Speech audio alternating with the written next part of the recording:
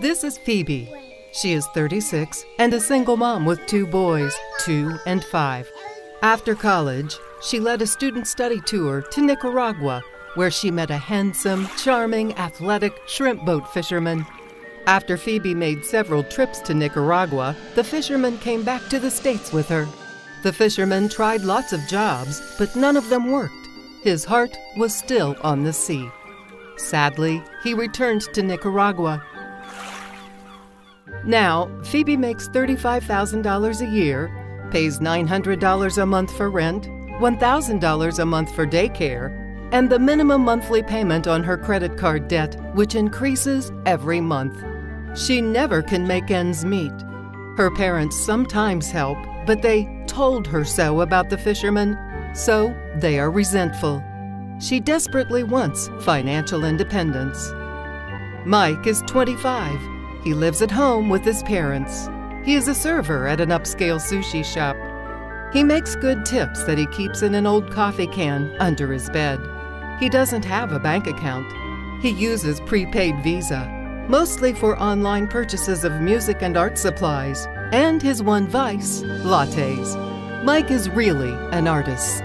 He was accepted at a prestigious art school, but he can't afford to go, and his parents can't help him. He fears he will be living in his parents' basement forever. Janet is 59. She was the publisher of a successful literary review during the 1980s and 90s. She was even Bookwoman of the Year. By 1995, she was exhausted from fundraising every year. To meet expenses, she took a real job with a scientific journal. In 2005, her husband had an accident. Hospital bills wiped out their savings. He hasn't been able to work since. In 2010, e-mag sales surpassed print sales. Janet was made redundant. She started to freelance and began a blog. She makes enough to live on, but she is worried about retirement. This year, she learned that the retirement funds from her old job were transferred to an annuity that will cost her thousands in hidden fees. She's in a panic. She wants to move her funds without huge penalties. She feels overwhelmed. These are not avatars or game characters. These are real people with real financial worries who can be helped by playing the money game. After plugging in basic information, income, expenses, goals, the game's algorithm will create a budget with choices for Phoebe. As she gets into the game, she can learn strategies for paying off her debt. As she makes a wish list, she can search for and connect with local, regional, and online businesses that will offer savings to TMG players through coupons or sales. As she shops, the game's advanced AI and heuristics give Phoebe instant feedback about her budget. The money game will give her real-time alternatives to guide her decision-making.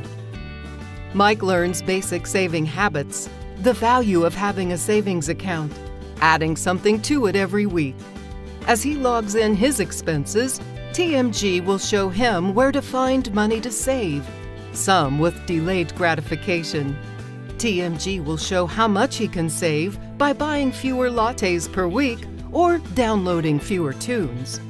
Because TMG's huge pool of players attracts retailers, it will offer Mike coupons for lattes, deals for art supplies, and as it learns his habits, other surprises and rewards. As his skills increase, he'll earn coins to help him advance levels. Because of his goal to go to graduate school, TMG will offer to connect Mike with an advisor who knows about millions of dollars in unused college grants and funds. He thinks he might be able to leave the basement. Janet can hook up with advisors who will help her with her investment problems and help shave her monthly expenses. As her level increases, she uses earned coins to unlock block purchases. All of these players are so happy with TMG, they told all their friends, which added coins to all their in-game accounts and added players. Social gamers invite friends to play. That's where the ROI happens. High numbers of potential players in need of financial education.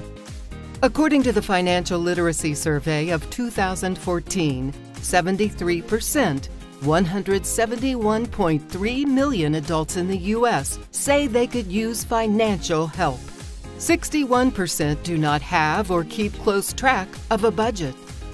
76% of millennials, 62% of Gen Xers, 52% of boomers, even 45% of the silent generation failed a 2014 questionnaire on financial literacy. Women scored 11 to 25% below men of their generations.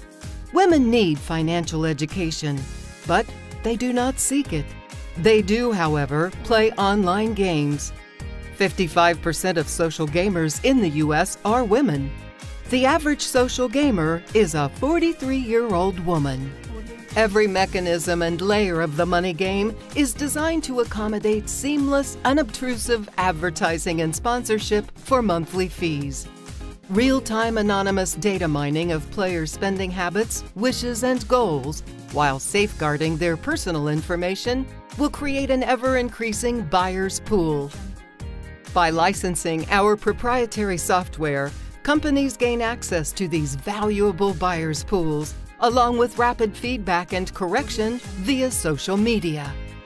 Thanks to visionary investors like you, TMG's award-winning design and development team will provide players from 8 to 80 with a fun, focused, engaging game that instructs, provides instant feedback, and empowers them to take charge of their financial futures.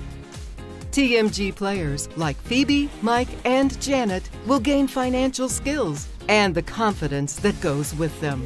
When they win, everyone wins.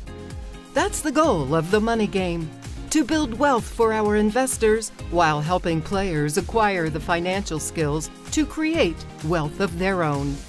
After all, a rising tide lifts all boats. JFK. It is impossible to overstate the value and potential benefits of the money game. There are literally millions of lives that can be positively impacted. We sincerely hope you decide to join with us to bring this potential to fruition.